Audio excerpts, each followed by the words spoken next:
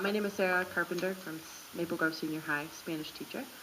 And how I've integrated the rubrics in the practice is between last year and this year, it was just a little changes, coinciding with the rubric verbiage change and things like that. But I think in general, what it's allowed us to do is to be more targeted with our approach to what we're actually asking the kids to do. It's allowed us to really focus in on the very specific, what is it that I need them to know, which was a question that in a world language class has been kind of vague over the, kind of before we shifted to this, because there's so many different things, so many different aspects, and this has allowed us to really target specific areas. And for in terms of the rubric, it's been nice to have the flexibility to keep the level of learning as the major focus, like the 4-3-2-1 is the major focus of this, and kind of adapt the rubric how we see fit for a different assignment. So for a speaking assignment, we can be quite a bit more specific in many different areas and use an average overall. And then for more targeted grammar skills or grammar points or listening skills, we can kind of be a little more flexible with what the rubric looks like, but always keeping in mind what the 4 is, what the 3 is, what the 2 is, what the 1 is. What's also been really nice about using the 4-3-2-1 is because we have an ideal of what we want each one to look like, each test can be modified based on what we're having them do. So if we have a traditional cut score type thing for the 4-3-2-1, it really varies based on what each task, or what task they're assigned to do. So we can adjust what the cut score is. So sometimes the cut scores can be more traditional and more in line with the percentage ideal, more or less, but a lot of times we can really just say, no, on this assignment, in order to be exceptional or in order to be at that excellent accuracy, this is what you have to do, and this is a 3 and this is a 2, and we can really kind of adjust it to each assignment. And the cut scores can vary based on what it is we're having them do, or if we give them the same test, the cut scores can change based on their level of learning throughout the year. So we could give them feedback based on something at the beginning of the year and test them at the end, because Spanish is so cyclical that we could test them at the end on the same thing, but the cut scores could be different based on where their exceptional is at that point or their proficient is at that point. What we've also done, especially in some of our levels, is we've really simplified it to a couple of rubrics that we'll use throughout the entire year on same task-based or same skill-based things. So like their speaking rubric, they have a similar speaking rubric that they use throughout the year, so the students really get comfortable and familiar with what it is that we're expecting throughout the year.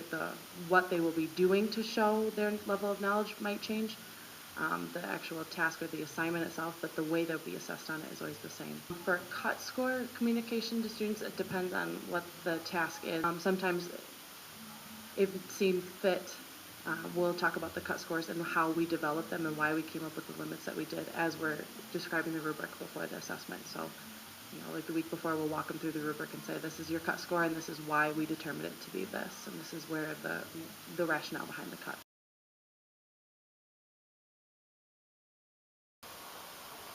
Hi, I'm Janae Fazal, and I am a visual arts teacher here at Osseo Junior High. This year has been a great pivotal year for me personally with the new grading. I've really enjoyed having the new rubrics, the template that was provided by the district with the descriptors and the consistent language that's being used across the district. I am finding that what's working really well for me with this new language and the descriptors is my students then can see the information as I put it up on the overhead, and then they have the ability to see where they're going to fall within a 4, 3, 2, 1, 0, and looking at the requirements and what they need to do to achieve that particular standard. I love having all of that on one template because all the information is there for them. What my students will also be aware of is that when we are talking about the visual arts reporting standards, is I have posters in the classroom and we refer to those as well. I also provide lots of visuals so they can see students who've achieved a 4, a 3, a 2, a 1, or a 0 with no F.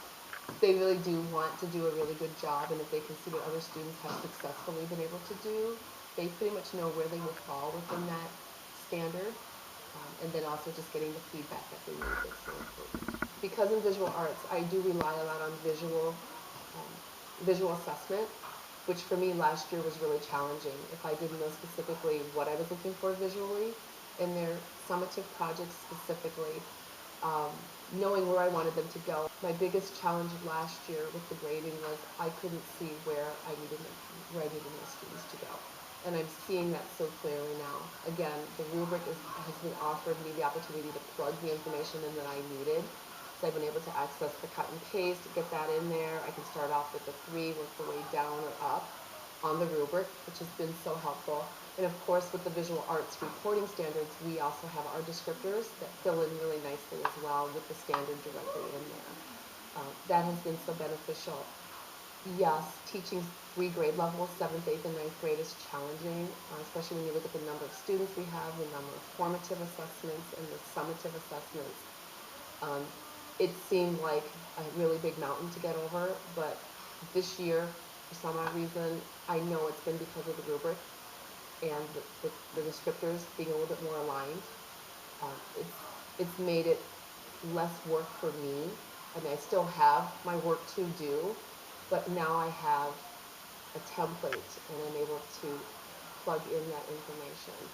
And as I go for each unit, every week, as I'm updating and making any changes, I'm able to just go ahead and come up with the new summative rubric, which has worked really, really well. I'm Todd Martin from Maple Grove Senior High. When I'm not doing amazing things in biology or chemistry, I'm out fishing brine share. A couple of years ago, when I started taking over HP biology here at the high school level, the question that I always had was what really defines an A student? Like what makes a student be that exemplary academic kid? The answer that I came up with a couple of years ago was that usually on a test there's ways to tell, there's questions on there and there's ways to tell whether or not a student really gets the idea or the general focus of the unit. So ultimately there'd be a 50-point multiple choice test or something like that. And the kids that were A students were the ones who were consistently getting the same ones right, and the kids who weren't A students were the ones that were getting those wrong. And so what I tried to do was I tried to create tests then after that that would really focus in on what an A-level question was, what a B-level question was, what a C-level question was, and so on. That was about 4 or 5 years ago.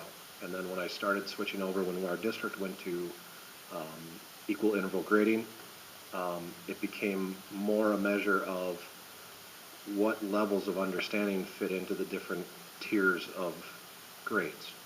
And so once I was able to sit down and really think about that, all I did was I aligned those different levels of scores of the old measure was the 1.5s, 2.5s, 3.5s, and 4s.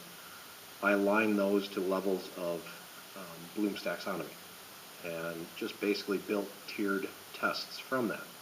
So in the past, I would give multiple choice questions, matching questions, etc.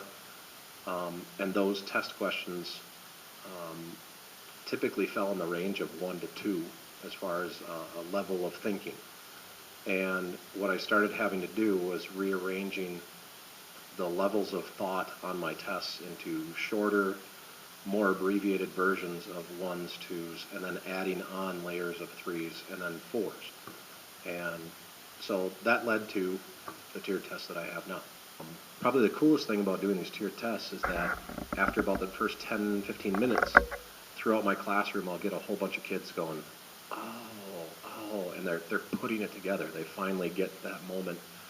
And that's been a really cool transition for me, watching students go from where they are uncomfortable for a little while academically to kind of having a moment where they put all the information together and they're actually learning while they're taking the test. And to me, that's been a real positive offshoot of this. The tests are certainly challenges. They're very difficult to write. But at the same time, most of my students come back with, they really appreciate the dialed-in nature of, yeah, if all I really need to show that I know how to do is this level, then they do that. And they really can focus in and show me in very quick ways what level of understanding they have on a test. Like a level 4 on this year's biochem test, this is on the review sheet for the kids, so it doesn't really give away anything to them. but it gets them to understand that you have to have kind of a wide degree of information at your hands that you understand. So like this one talks about, you'll be given a short description of a macromolecule with an accompanying set of lab data to evaluate. With this information, you'll be asked to create a new lab to test your assumptions. And then finally, you'll be asked to predict the factors that could possibly influence the outcome of your lab. So they have to take something that they really haven't seen before, make sense of it at a primary and secondary and tier 3 level, and then be able to create a lab out of that to be able to show that they understand everything. To me, it's wide open, which makes it difficult to really have a lockdown rubric for, or a lockdown piece of information for. It used to be easy to grade things because you could take, they got 37 out of 50 on the test, and that used to be a real easy piece. And now it's much more subjective as far as when the student comes up with their final answer, does their final answer show or exemplify that they really understand this to a really high degree level? And that's been a transition for me, and I've had to let go of the point piece. But it's been a very liberating piece for me as far as it no longer matters if you got 7 out of 12 or 8 out of 12, because in the old formats, those things really mattered. Now what really matters is what level of understanding that you actually have.